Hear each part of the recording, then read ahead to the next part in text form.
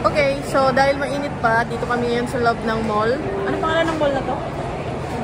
Pavilion Mall. We are in the food court. Tapos mamaya lilipat kami dun sa kabila. Kasi may titignan kami sa may lot 10. Okay, andito tayo sa Golden Triangle na tinatawag nila. Yan, kakain muna kami dito sa Madame Con. Okay.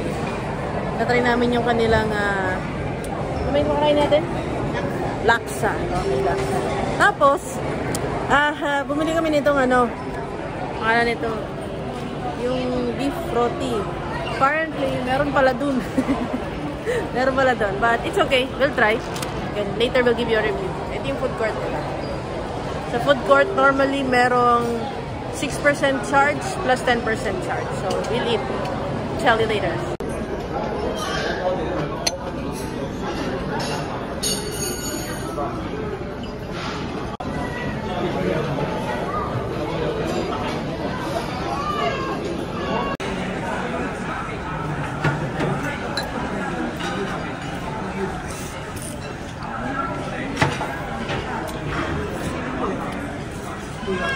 So, trying out, it's a little bit spicy.